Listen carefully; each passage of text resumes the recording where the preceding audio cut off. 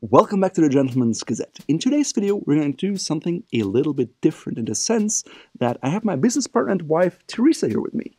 And today, I'm going to share 7 of my favorite outfits that Raphael has ever worn.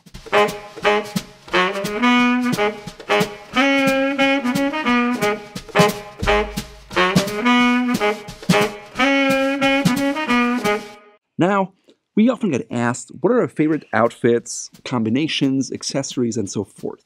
And we firmly believe that you should wear whatever you want and not what other people think. Now, in order to prove that I walk the talk, Teresa has a little story for you. On our second date, Raphael comes down the stairs. I was picking him up where he was staying. And he asks me, should I tuck my shirt in? And this being 2006, I was like, no, you should not do it. And Raphael promptly tucks his shirt in, and we go out on the rest of our date. You can see I had a very firm, independent sartorial style even at that time. I knew I was going to have my hands full. That being said, sometimes it's fun to have other people give their input on your outfits, especially if they're close to you and know you well. So I didn't have any input on the choices, and it was Teresa's selection from start to finish. Raphael tried to convince me to add birthday suit to this list, but we didn't want to get banned from YouTube.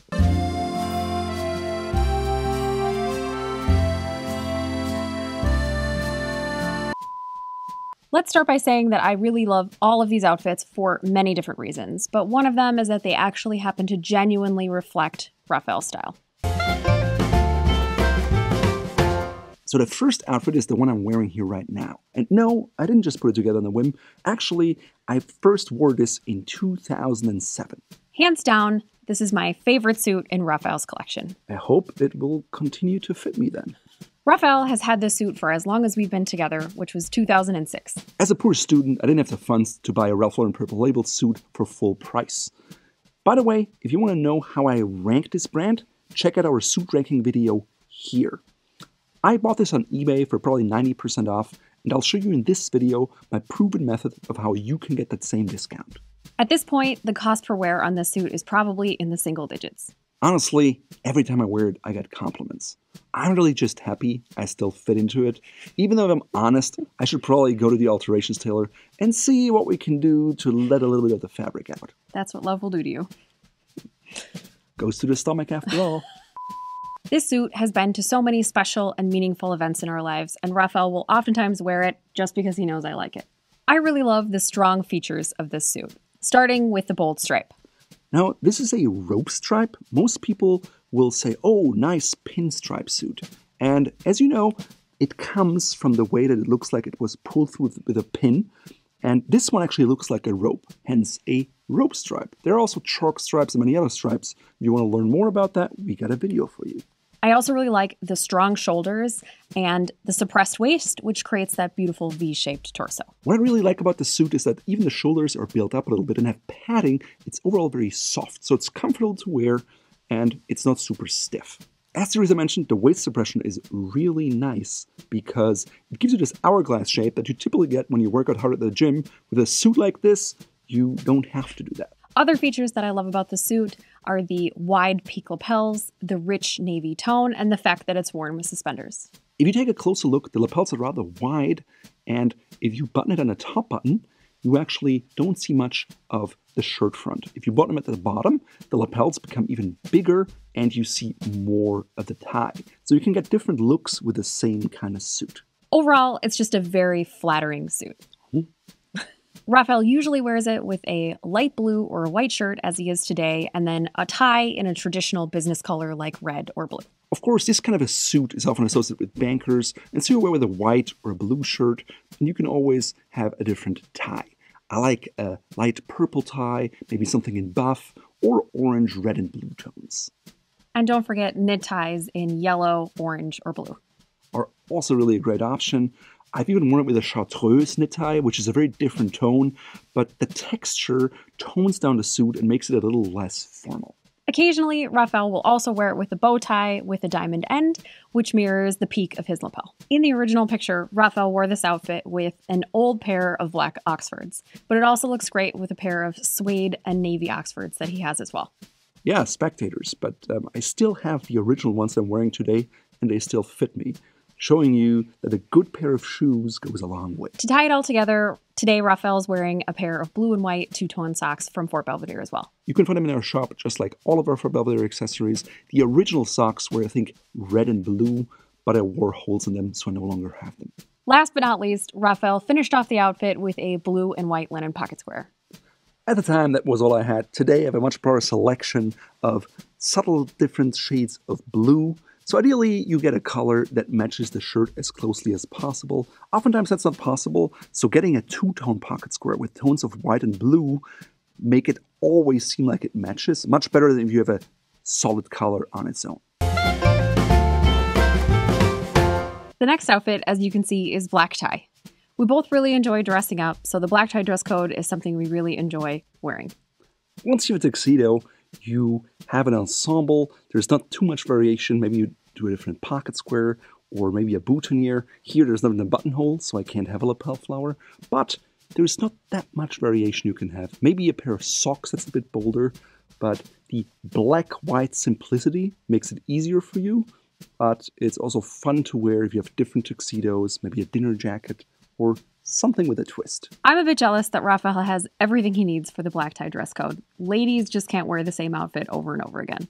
I love black tie for what I think is the obvious reason. Who doesn't love a man in a tuxedo? Bond.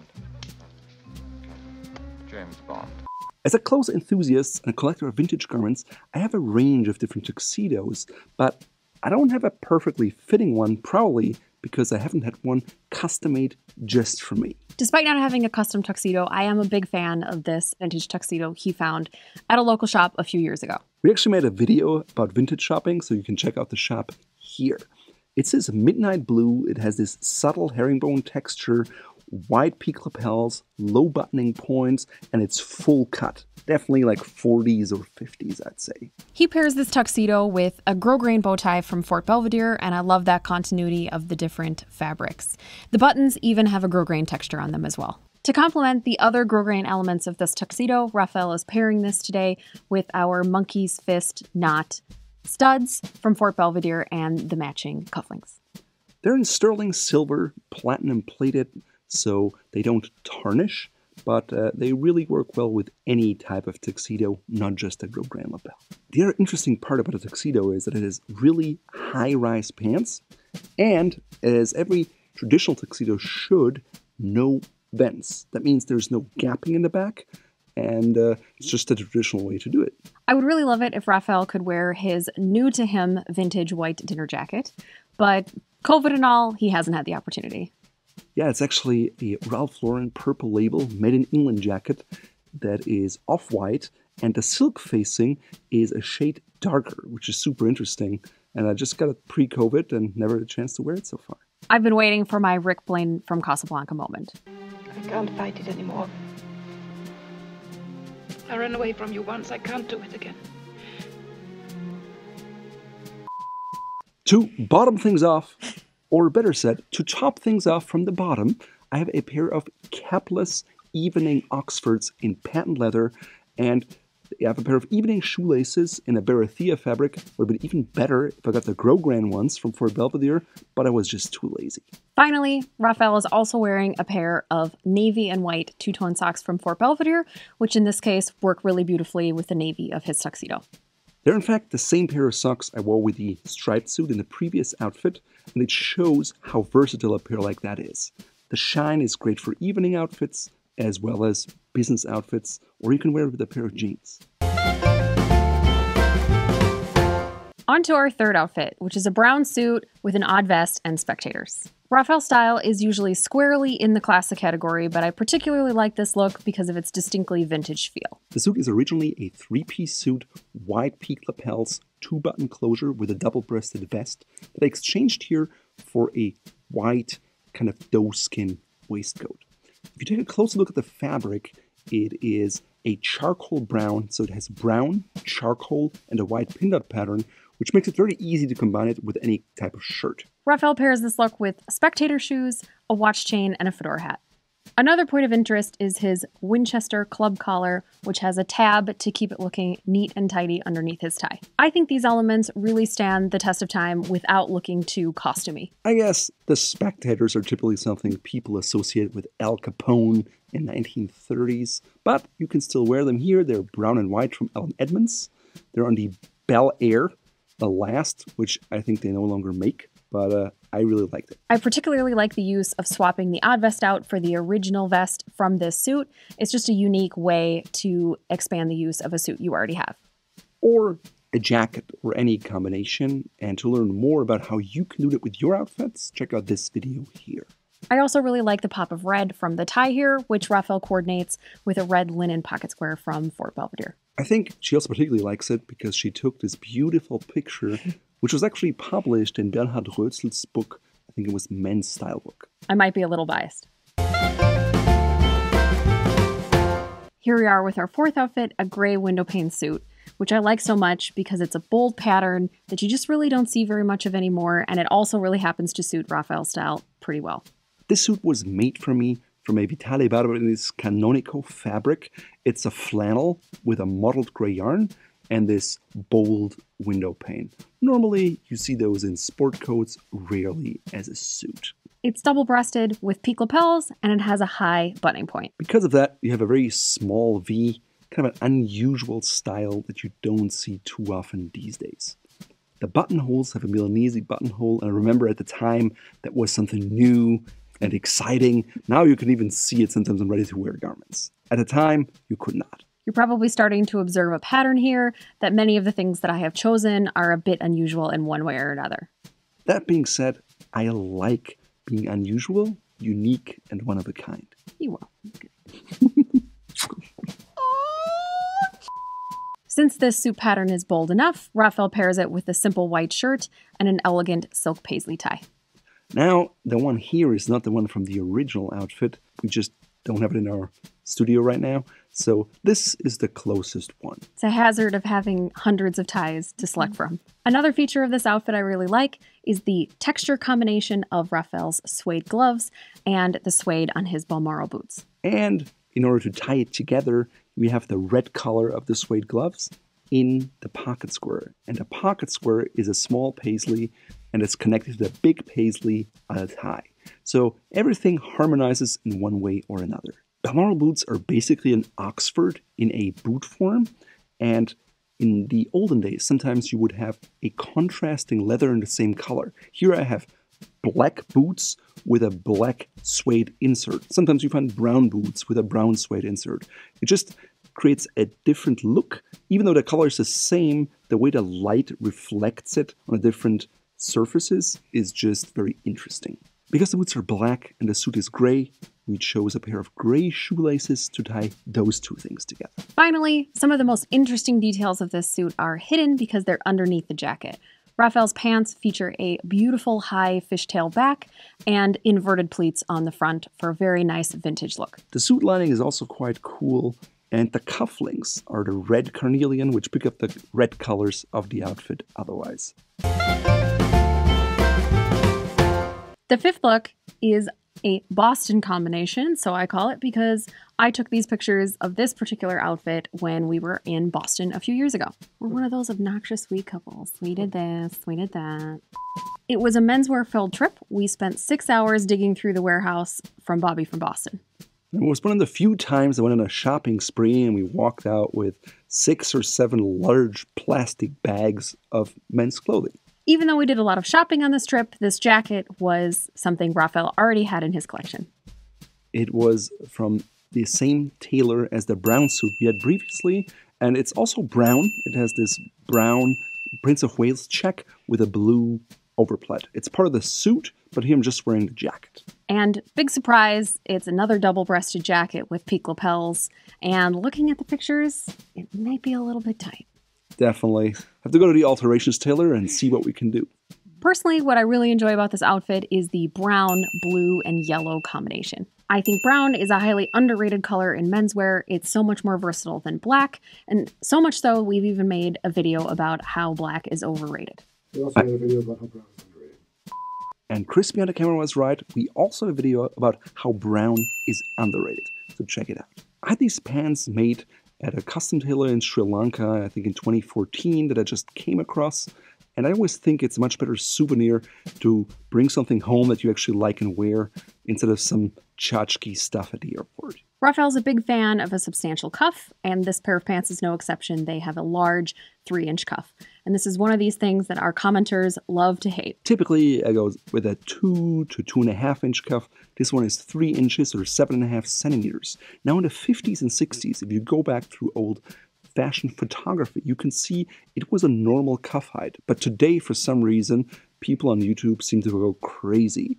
And usually, they don't like it. But as I said at the beginning of the video, wear what you like and don't care so much about what others say. Sound off in the comments and let us know what you think of this 3-inch cuff.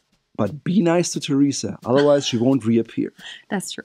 With the soft jacket, I particularly like the knit texture of this tie from Fort Belvedere. It's got that beautiful color that brings out the overplaid, as well as softening the overall formality of the look. Both the jacket and the tie are on the casual end of the formal spectrum. The jacket because of the flannel texture, and the tie because of the coarse knit. On this jacket, I like the color of the buttons, which are this nice Corozzo lighter cognac brown. So for my pairs of shoes, I wore this double pair of monk straps from Shoe Passion. It's a much darker brown, but it was probably just because I didn't have a lighter pair of brown with me in Boston at the time. To tie it all together, I'm wearing a pair of brown and blue shadow stripe socks, which works with the blue in the outfit and the brown in the outfit. And it provides enough contrast to both the shoe and the pants, but it has this visual element of interest. Overall, it's just a great combination, and I think putting together unique, odd combinations is definitely one of Raphael's strengths. Thank you. The next outfit on the list is a seersucker suit paired with white full brogues. And this is the first and only edition on the list that is single-breasted and has a notch lapel. Very traditional. I think this outfit picture you took in Charleston, and it was pretty hot that day. At least 90. And so, you know, Charleston, the South, seersucker, it was just a perfect match. We're a perfect match.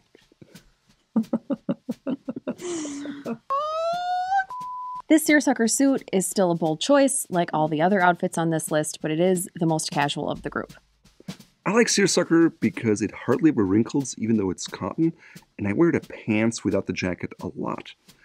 I like the style of the jacket with the patch pockets. I'm not a big fan of the center vent, and it's a little tight in my back. And as you can see, there's quite a bit of collar gap if I move, which is not something I like. So I could have the jacket changed, but it would still be tight. So maybe I'll just have one made for me, and then in a more exotic seersucker color, maybe green or beige or who knows what. That's the answer to everything. Just get it custom. In general, I think many men believe that more formal clothes are less comfortable, but seersucker is a great example of how that's not true. It's a soft fabric, it's very breathable, and it's particularly good for summer outdoor events. With a suit like this, a black pair of Oxfords simply won't cut it. So I'm wearing a pair of white buckskin Oxfords that I specifically got for seersucker outfits, because otherwise it may look over the top. With black shoes, there would simply be too much contrast in the color and the formality, so the white really helps streamline the combination. Today I'm wearing pink shoelaces, but I could also have white ones or blue ones matching to the seersucker, or green, or whatever it is that floats your boat. The beauty about shoelaces is you can easily exchange them, and it really changes the look of the shoes. Don't believe me? Watch this video. Finally, Raphael completes the outfit with a white summer weight shirt and a red and yellow paisley bow tie from Fort Belvedere. I'm also adding a white and blue pocket square, picking up the color of the seersucker, and same with the socks, blue and white, provide contrast to the shoes, but pick up the overall color scheme without being boring. Next up, Raphael wears a turtleneck with a double-breasted jacket and a beautiful pair of winter white pants. I particularly love the look of a turtleneck, and I would suggest you don't underestimate the power of a turtleneck on women. I distinctly remember in high school how fast news would travel when it was turtleneck day for a certain swimmer. I particularly like wearing turtlenecks with jackets especially double-breasted ones, because it tones down their formality, yet it's still a more dressed-up, put-together look. The turtleneck, like a collar and tie, helps draw the eye up to your face. And if you're interested in learning more about how to wear and pair them, check out our turtleneck guide here. Now, out of all of the ensembles, this one is probably the most muted one. Why did you like that? I particularly like this lovely combination of neutrals. It shows how you can put together a very elegant and sophisticated look without bold patterns. And I also really enjoy all of the different soft textures, which I think is really wonderful during the winter season. I also think that white flannel trousers for men are also very underrated and not something you can just find off the rack.